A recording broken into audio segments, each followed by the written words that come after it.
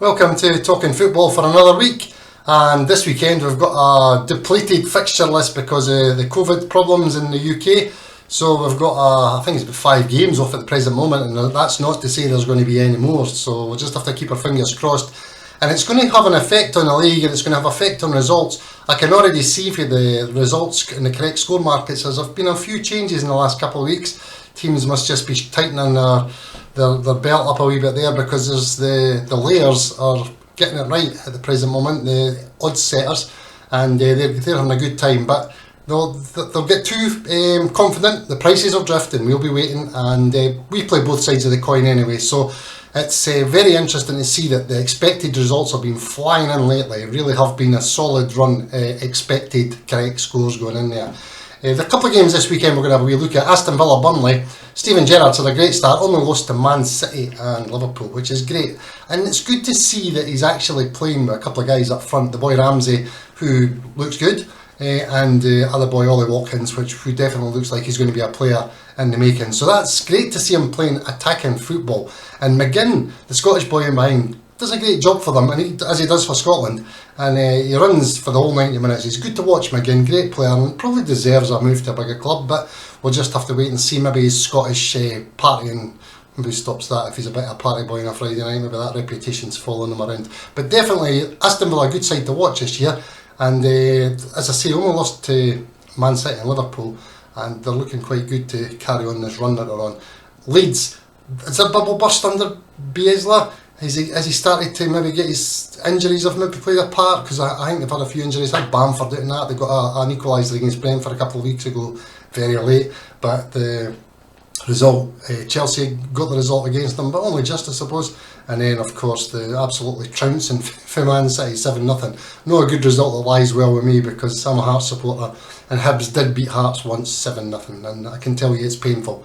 But in saying that, Arteta at Arsenal, he's got them playing, and it seems to be one step forward and 2 steps back, but now I think he's installed his discipline, and he's got a hold of the problem. I think looks like it was Aubameyang. Arsenal have always had the wee problems in there. Xhaka in the middle of Aubameyang. There's always been a wee problem in there, but maybe Arteta has put his foot down now and says, right, that's enough. We're going to sort you. You're off to the sideline, and he's got a great result during the week there. And West Ham, because West Ham playing well, great team, as I've always said, and Moyes has got them motivated, but Arsenal, good job on them, 2-0, great result, played really well. And you look at the Smith Rowe, young boy, and Arteta gave him a couple of games out there, whether he was injured, whether he was ill, but he gave him a couple of games out there, and you've got to look at that as good management, and he comes back in and gets a result, absolutely superb. This weekend, Wolves and Chelsea. That'll be a hard game for Chelsea. They're a funny side. I'm not convinced of them. And they say that Tuchel's the best thing since sliced bread. He's a wee bit, he confuses his own players at times, I think, with some of the selections that he makes. Again, possibly with injuries and COVID again, so we've got to give him the benefit of the doubt. But Wolves this week, standard price, 7.2 in Betfair. And I just think that's massive. 4.2, the draw is quite big as well, and I'd probably have to have the draw on my side if I was playing there. But Chelsea, you've got to give them it. Every time they have a hiccup, they come straight back. So they're going to scrape it 1-0. But I'm just, it'd be a hard one for me to go with. I might put it in with the draw, but I would think you'd be sitting on your hands, worrying yourself for the whole 90 minutes there, because Wolves have been solid, absolutely solid. He's got them playing now, and he's got them to climb the league, because they look like they had a shaky start. But they're playing now and getting the results, albeit quite tight ones, but they're still getting them. And again, building a good wee set of players there. Newcastle, Man City, how did he get that job? And I mean that, Eddie Howe, how did he get that job? They could have put anybody in there, to be honest with you. I suppose it was always going to be a hiding to nothing, because Newcastle's a bad lot. Simple as that, they're a poor side. And they're going to struggle to get results, and they've got Man City this week straight on 7 goals for Leeds. But that can sometimes be a good thing, because Man City will be expecting to romp it, and it could turn out a funny game, a bad decision goes against them, a sending off, something like that. That's how we love football. Things like that can happen.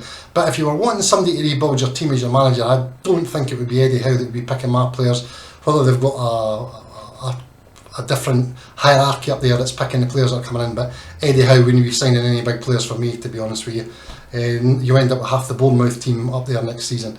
And The Man City problem I always think is the centre forward. I think that boy Gabriel Jesus, to me he's not a centre forward.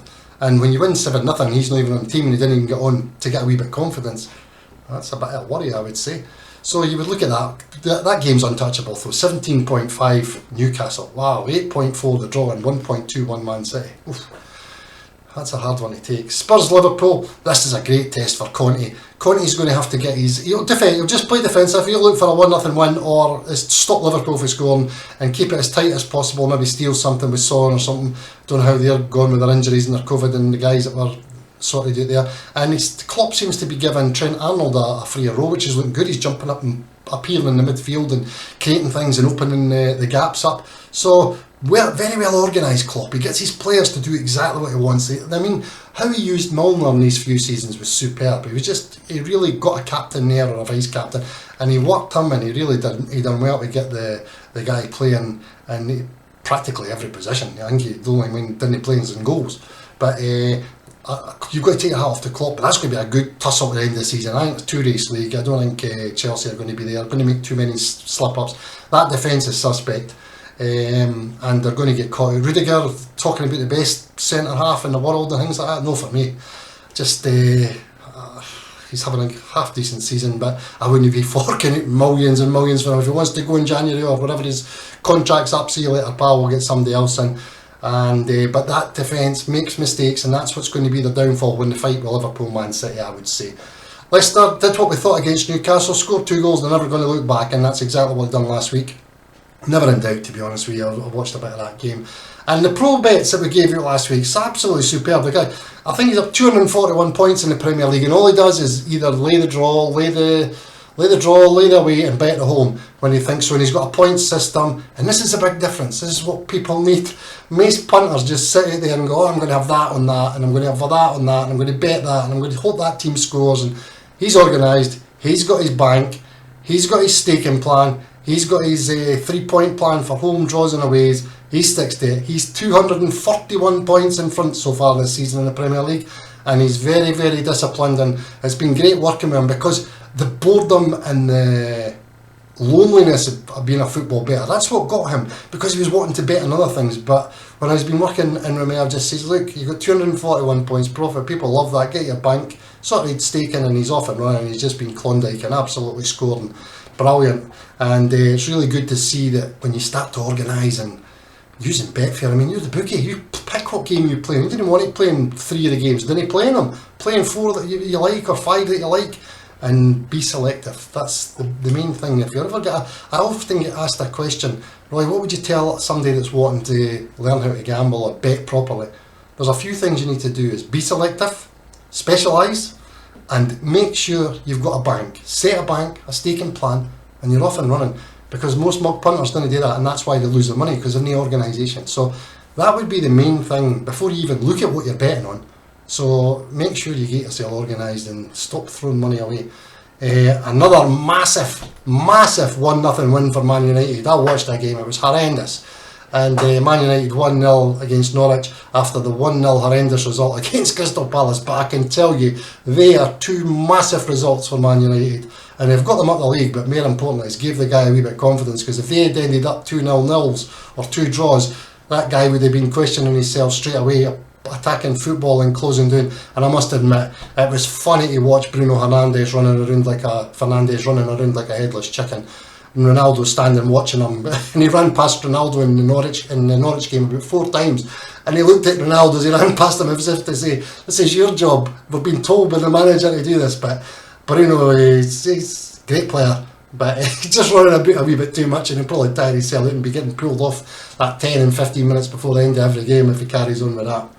So that was Man United, another massive result for them. So big question mark though about how the EPL is going to go, because it's going to, disruption is going to put a lot of teams in trouble. And Man City, Chelsea, Liverpool, they didn't want disruption. They want to keep their runs going, and injuries, COVID, matches off, other teams' matches off and things like that, it's going to be hard for them. So they need to get that momentum going. Up into Scotland, Celtic and Rangers. By January the 2nd, Celtic will be 2 points behind Rangers, and I've got Rangers at home.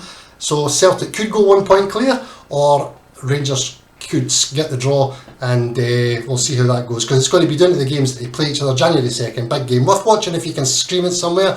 If you're not in Scotland or in the UK, it'll be a good game to watch, because you've got Ange for Australia, got his tactics. He looks like he's just trying to scrape through. Ross County was nearly a disaster for him, 1-1, 8 minutes into injury time or something, and scored. And of course they've got the conspiracy theories, the referees all against them. I can tell you right now, Celtic and Rangers, the referees in Scotland are never against you, they're always for you.